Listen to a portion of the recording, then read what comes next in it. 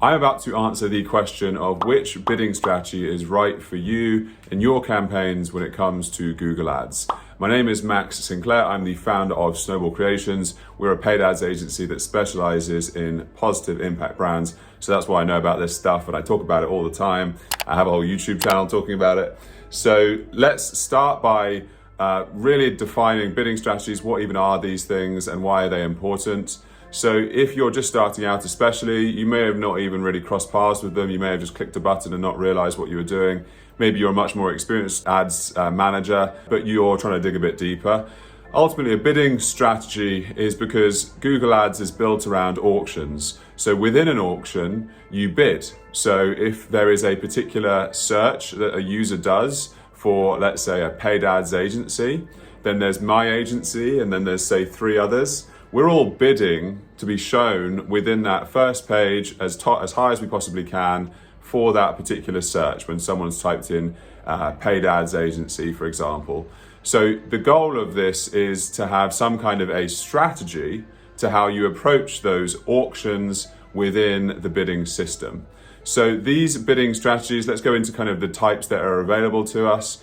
We have, the nice way to imagine it is a spectrum. So on one end of the spectrum, you're kind of focused on the top of the funnel. So there's things like target impression share, there's maximize clicks. These are focused on trying to get as much as possible from the top of the funnel. So just getting people to be, firstly getting to be seen on the ads, and then getting to be clicked on within the ads to your website.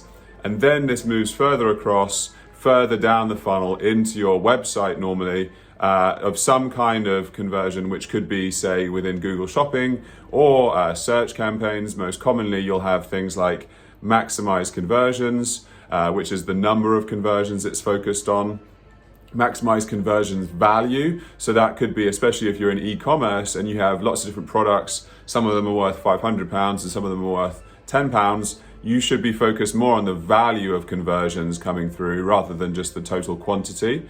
And then we have things all the way through to stuff like target CPA, so target cost per acquisition. So let's say I'm happy to pay £200 for a lead, then or an acquisition, then I could set a £200 cost per acquisition, and Google would run after trying to achieve that. So this is really helpful. Think of it as a spectrum, starting from the top of the funnel through to the bottom of the funnel. So that's what a bidding strategy is. That's the kind of spectrum that you have available to you. But what's the right one? What should you be using? So one of the favorite things that Google Ads reps love to say to do, you'll probably have had a call from them or an email at some kind if you basically set up any kind of Google Ad account. They're very persistent and extremely annoying all at the same time. So one of their favorite things to say is make everything automated, switch to a maximize conversions or a target CPA system. And the problem is, you need data for this. This is the really big crux of a lot of this kind of thinking that you need to understand is there's lots of really amazing things that the algorithm can do for you. So maximize conversions, that obviously makes the most sense because really all you care about is conversions. If you got 50 clicks, but every single one of those 50 clicks converted into a sale for you, you'd be the happiest in the world. So of course you logically think that makes sense, and it does in the long term make sense. But there's a caveat to this. You really need to roughly be getting 30 to 40 conversions within a 30-day period before switching to a maximize conversions bidding strategy.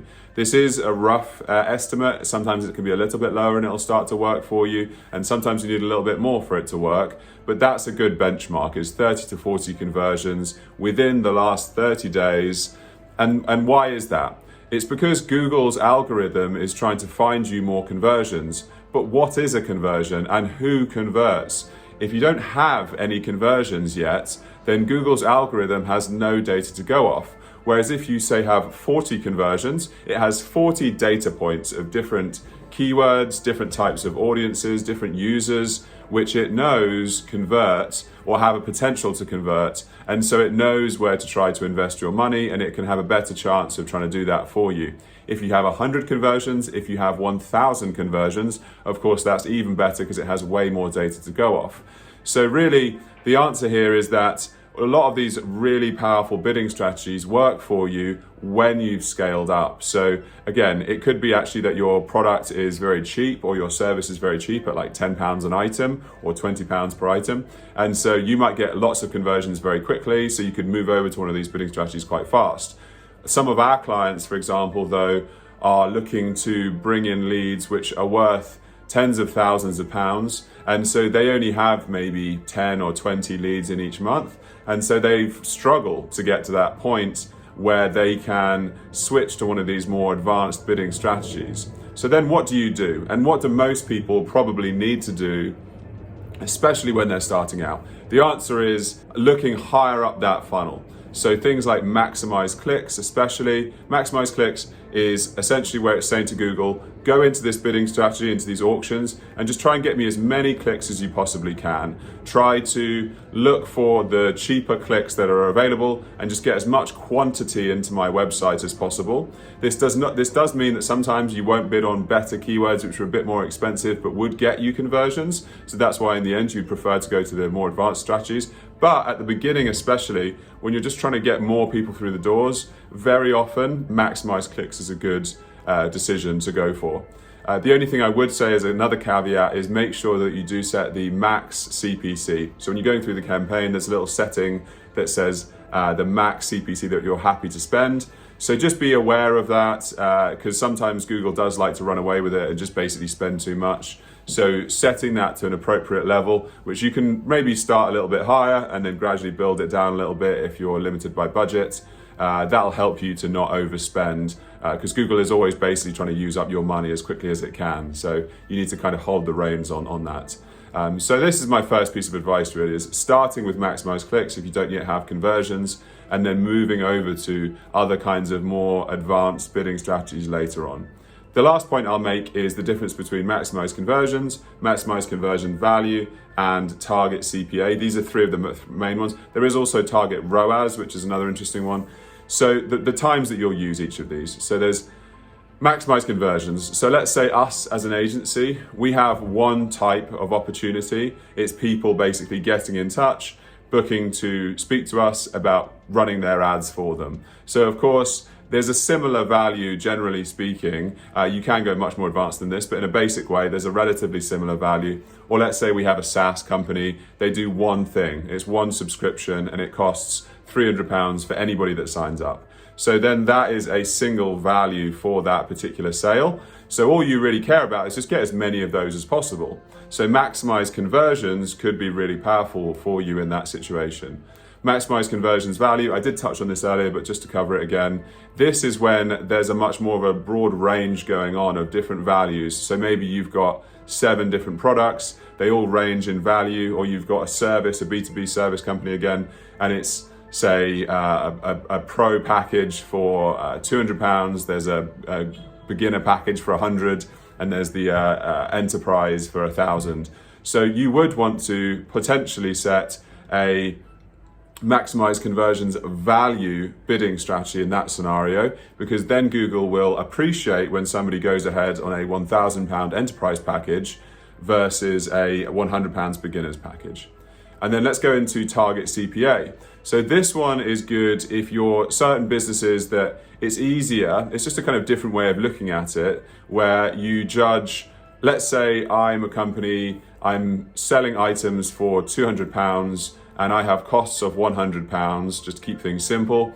And so ultimately, all you need to do to be profitable is be getting sales for a cost per acquisition, so an acquisition just being a sale or a conversion, of at least say £99. If it's £99, you've made £1 profit because you've obviously got £100 worth of total profit potential. So 99 or less, technically you're making a profit. Of course, you want to be much more profitable than that. So maybe you would set a £50 cost per acquisition. So you know that you're happy to spend up to £50. So what you could do as an alternative, this is often more for B2B most commonly, is use a target CPA strategy, which says to Google, I'm happy to spend £50 for each conversion that you give me. So again, you need to have built up conversions in general, so Google has lots of data, but then you set that in place, And then essentially you can just look at your ad groups and say, all right, well, this one's at £70 and it's failing to get that 50. So, well, that's it then. So you should turn that off because you're not profitable. So why would you run any ads if they're not profitable?